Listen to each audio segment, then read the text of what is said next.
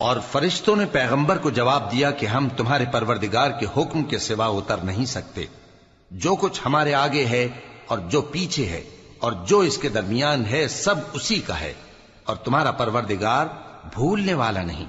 یعنی آسمان اور زمین کا اور جو ان دونوں کے درمیان ہے سب کا پروردگار، تو اسی کی عبادت کرو اور اس کی عبادت پر ثابت قدم رہو. بھلا تم کوئی اس کا ہم نام جانتے ہو؟ اور کافر انسان کہتا ہے کہ جب میں مر جاؤں گا تو کیا زندہ کر کے نکالا جاؤں گا؟ کیا ایسا انسان یاد نہیں کرتا کہ ہم نے اس کو پہلے بھی تو پیدا کیا تھا جبکہ وہ کچھ بھی چیز نہ تھا؟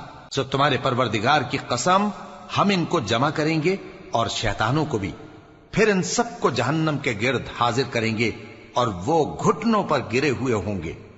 پھر ہر گروہ میں سے ہم ایسے لوگوں کو کھینچ نکالیں گے جو رحمان کے مقابلے میں سخت سرکشی کرتے تھے.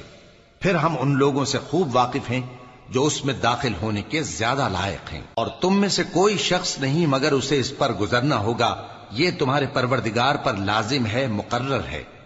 پھر ہم پرہیزگاروں کو نجات دیں گے اور ظالموں کو اس میں گھٹنوں کے بل پڑا ہوا چھوڑ دیں گے. اور جب ان لوگوں کے سامنے ہماری آیتیں پڑھی جاتی ہیں تو جو کافر ہیں وہ مومنوں سے کہتے ہیں کہ دونوں فریق میں سے مکان کس کے اچھے اور مجلسیں کس کی بہتر ہیں، اور ہم نے ان سے پہلے بہت سی امتیں ہلاک کر دیں، وہ لوگ ان سے ٹھاٹ باٹ اور نمود و نمائش میں کہیں اچھے تھے.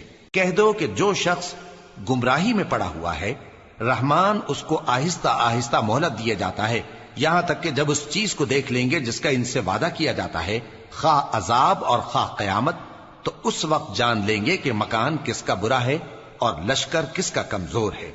اور جو لوگ ہدایت یاب ہیں اللہ ان کو زیادہ ہدایت دیتا ہے، اور نیکیاں جو باقی رہنے والی ہیں وہ تمہارے پروردگار کے ہاں صلے کے لحاظ سے خوب اور انجام کے اعتبار سے بہتر ہیں. بھلا تم نے اس شخص کو دیکھا جس نے ہماری آیتوں سے کفر کیا اور کہنے لگا کہ اگر میں ازسر نو زندہ ہوا بھی تو یہی مال اور اولاد مجھے وہاں ملے گا؟ کیا اس نے غیب کی خبر پالی ہے یا اللہ کے یہاں سے عہد لے لیا ہے؟ ہرگز نہیں.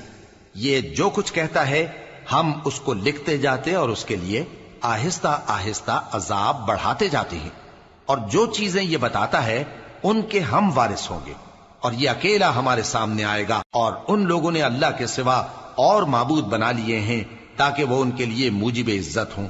ہرگز نہیں، وہ معبود ان کی پرستش سے انکار کریں گے اور ان کے دشمن و مخالف ہوں گے.